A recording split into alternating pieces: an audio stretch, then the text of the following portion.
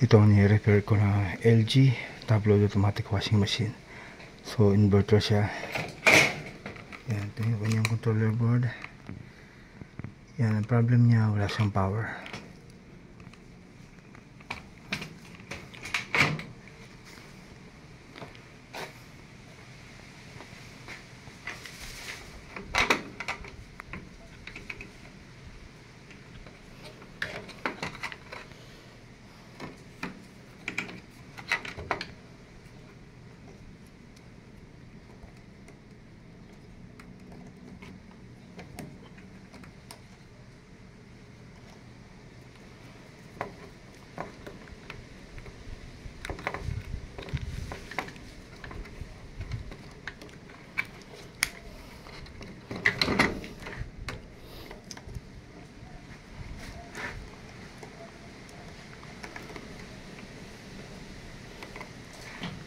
So meron na rin ibang technician na gumalaw nito.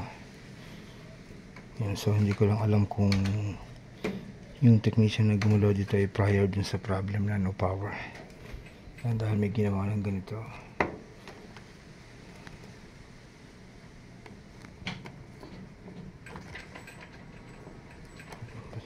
So malawag yung socket nitong kanyang water bulb. So testing ko muna kung magpapower na. Lain sa sakan.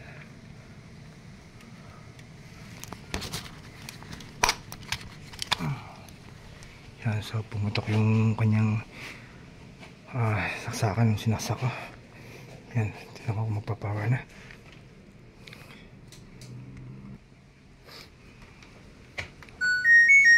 Yan, so yun, nabuhay na. So kanina walang power yan. Yan, pero di siya since naka-open.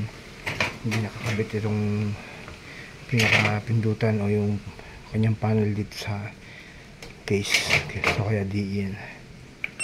Di error. So sasara ko muna. So okay na to. May power na. Yan, so yun yung problem kanina. No power.